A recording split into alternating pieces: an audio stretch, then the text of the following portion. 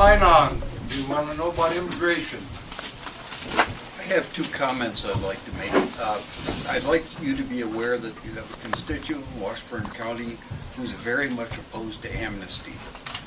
That's one comment.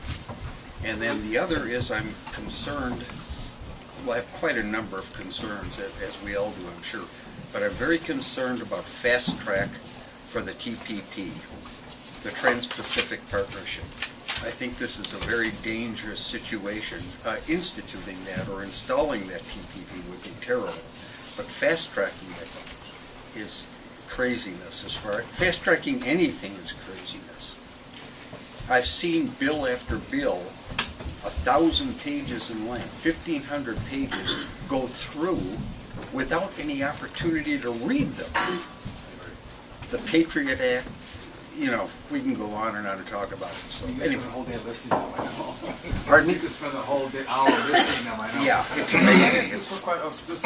If you look at the TPP and the Fast Track Authority, can I ask you what your concern is about it? And this is one issue that I'm sure maybe you all agree with. The far right and the far left all agree this is a bad deal. Yeah. Well, good. I'm glad to hear that. Yeah. But I got to tell you, I want to ask you a question. Here's. I'll start with that one first, maybe. Yeah. Okay. Oh, excuse me. If you want to tell me what your concern is on it. I think it's just giving the corporations incredible power, because it's essentially something that is orchestrated by the corporations, and I think what it's doing is offering them power that they already have quite a bit. And so, yeah, excuse me.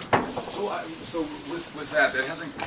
Ways and Means is talking about. I don't know if they've introduced it or they're about to introduce it. I'm not sure where that's at. So that's going to the committee, and then it would come to the floor. So it hasn't come to the floor yet. No, it has not.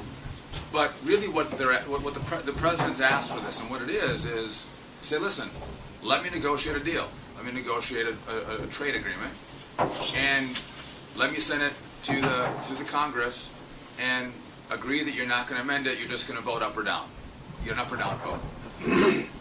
Because then that's the Fast Track Authority. If we're amending it, changing it, it becomes far more complicated to get a deal done. And so he's just saying, if you don't want to vote for it, if you don't like what I've done, you can vote no, or you can vote yes. And if it doesn't pass because you guys don't like what I've done here, it doesn't pass. But don't go through this laborious process of amending and send it back to me, and I renegotiate, and so that's what the Fast Track Authority is. Okay, I understand. Okay, so and we'll look at that when it comes up. I'm more of a free trade guy. I do think 96% of all consumers live outside of America. We're great manufacturers. We're great thinkers. I want to make sure we have access to those markets. You just got to make sure it's fair. It's not a free and fair trade when we open up our markets and they don't open up theirs. They keep their barriers up and we let them access ours. There has to be an equality in the trade, which helps us grow our jobs and our opportunity and our economy. But I'll look at it. I haven't seen it yet, and I was in a position if I haven't seen a bill. But if on just the concept, I would lean that way. Okay. The other question was? No, I just think we should go through the laborious process. Yeah. Point. Thank you. Fair enough. Do you have one more question? One more comment though? You asked about immigration. Immigration. Immigration. Oh, immigration. Right. Can I quickly comment? That's a longer. I'll try to do that one quick, but that's a quicker response. I think you have people here, and I know this is an issue that the right gets pretty fired up on. You have people who have moved here without documentation. Okay. They've had kids here. Their kids go to our school. Some of them have brought their kids up.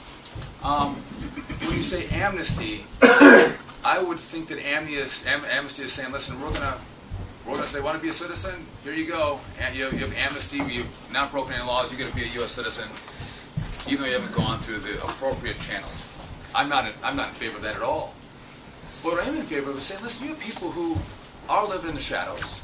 You have people who are working. If you go to a lot of our farms, our dairy farms, look and see who's milking cows on cold mornings. You got a lot of migrant labor.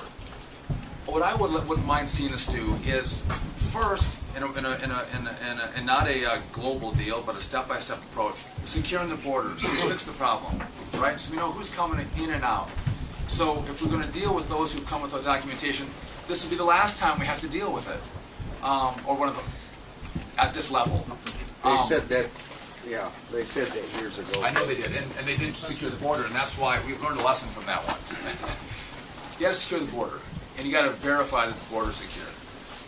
And what does a verification look like? I don't know. That's a complicated negotiation, verifying the border is secure. We need internal security and enforcement, so we have some authority in Wisconsin to say, we're going to help enforce this law as well, because some on the right would say, well, the president, though there's laws in place, won't enforce them, because he's the executive and he doesn't have to enforce them. We want to make sure the laws are enforced and we have other authority out here to enforce the law that's going to be passed. We need to have an immigration system, work visa system that works for low skill and high skill labor. We educate people at MIT and Harvard and we send them home.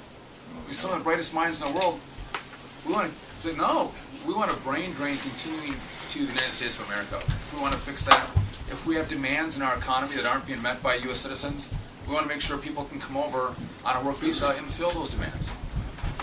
But with that, I think we should give people who have been here that outside of the immigration laws they haven't committed other crimes, who have been upstanding people in our community, give them a legal status, not citizenship, but a legal status to say you can come out of the shadows, you can travel, you can pay your taxes, you're not going to vote, you don't tap into the entitlement system in America, but you can be here without,